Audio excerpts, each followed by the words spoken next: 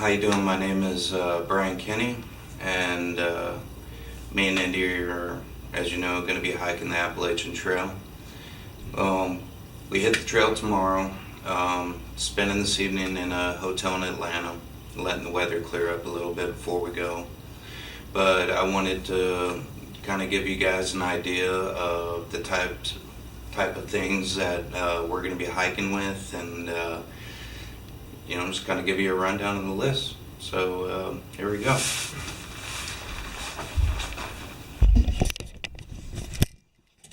Alright, start off with, this is Indy's pack, complete with patches, of course. My favorite, Embrace the Suck. Then on this side, of course, the cross sabers and the IR American flag. She's carrying about 7 days worth of food. She's going to be wearing socks and her hiking boots, which she's not a big fan of, but once we get into sharp rocks and everything, she will enjoy it. And then we have her rain / cold weather coat. It's fleece lined and it's waterproof.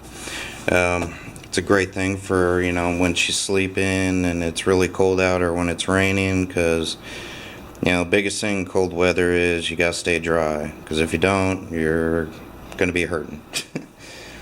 Alright, now here's the layout of all my gear.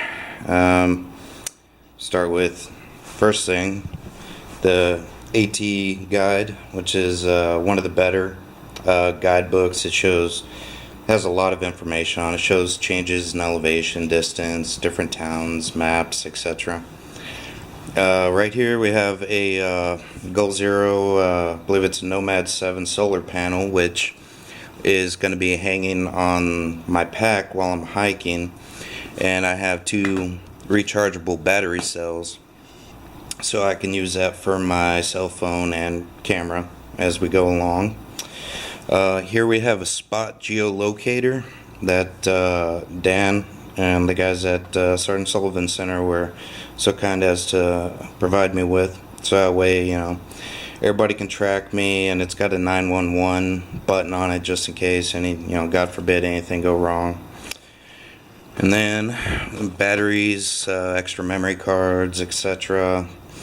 And then all this right in here is going to be what's going in my food bag. So pretty much anything that goes in your food bag is anything that has a smell, down to soaps, medications, pretty much anything, because a bear will go after, they will eat soap, and you don't want to do anything to attract them, so you hang up all of your sundries and food, etc. in a bear bag at night. Here we got a bottle of olive oil, which is great because 1 tablespoon is about 120 calories, because most of the time you're running a calorie deficit out there. Okay, so here's sundries, medications. Then I brought a lot of caffeine gum. I'm gonna need it. And then got my lunch, which is mainly just granola bars, payday bars, stuff like that. And then you have freeze-dried food. We got about 6 days worth right here, which I love eating this, but it's a rarity you actually come across it on the trail. Most of the time your grocery store is Dollar General, and so a lot of stovetop stuffing, ramen, canned chicken, canned tuna, stuff like that. So to me, this is eating like a king out there. Got my rain cover for my pack so everything stays nice and dry. Got some 550 paracord and some little clips that I can use for my tarp. Of course, first aid kit, small sewing kit, which probably not going to need, but you never know.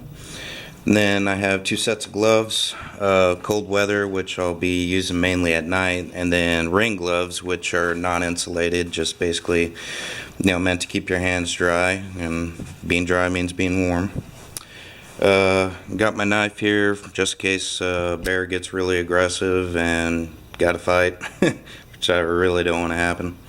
Got my water filter right here. A lot of people like using chemicals on, instead of lugging around a water filter, but some of the water sources you come across, you end up having to dig a hole just to dip your bottle into it, and if you don't have a bandana, you end up with chunks of algae and all kinds of stuff in there, and yeah, I'm not a big fan of that.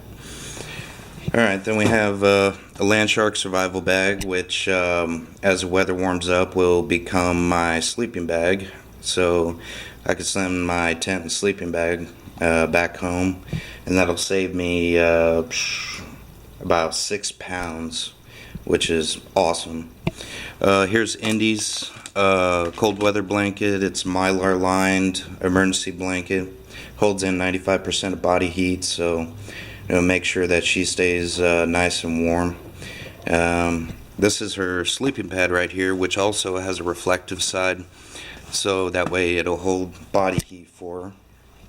And then towelettes, it's kind of obvious what that's for, going in the woods. Got my headlamp, got my knee brace, because it's, the hard part of going up and down mountains isn't the going up part, it's the coming down, and boy, it hurts your knees. Alright, then we got a ground cloth right here, and basically just to set it up. It's nice to have a dry area when you climb out of your tent. Got my tent right here. It's a one-man tent, but it's got a rain fly and a vestibule, so Indy's going to be sleeping under that, and it'll keep her nice and dry, and keep her warm and out of the wind. I got my sleeping mat right here. It's a Neo Air inflatable. It's pretty comfortable, actually. And then I got a 6-foot by 8-foot tarp right here for those rainy days, which I was looking at a weather report, and the trail is living up to what I remember of it, and we're going to be spending a lot of time in the rain this month. Then I got my sleeping bag here, which is granite gear. It's good down to 15 degrees, so it's got synthetic down, so we don't have to worry if the temperature drops down and gets really cold. Personally, I don't want to be on the trail when the temperature drops below 10 degrees, but in the end you don't always get what you want, so you better be prepared. And then right here I have my change of clothes / my pillow. I got thermals in there, a couple of pair of socks, extra pair of underwear, and I have my town clothes. So basically when you're on the trail you wear only one set of clothes, and when you go into town you got to wash everything because you smell like you just crawled through manure. You change into your town clothes and wash everything you need to wash. And this is my bag right here. It's a 48 liter, which is kind of small, especially for all the stuff that I'm carrying, but I just like the way it feels, and it only weighs about 3 pounds, which is phenomenal. So altogether, all this about 42 pounds. After I get to send some stuff home, I'll be hiking with about a 35-pound pack, which is awesome compared to the first time I was on the trail. And my pack weighed on average about 55 pounds. So it's going to be pretty sweet this time.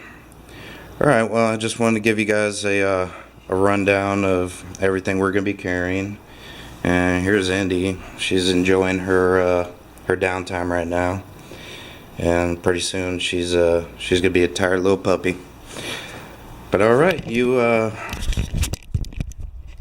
everyone take care. Say a prayer for us, wish us luck, and really looking forward to doing this and trying to raise as much awareness and money as we possibly can to help out our fellow vets. So God bless, and I'll be seeing y'all later.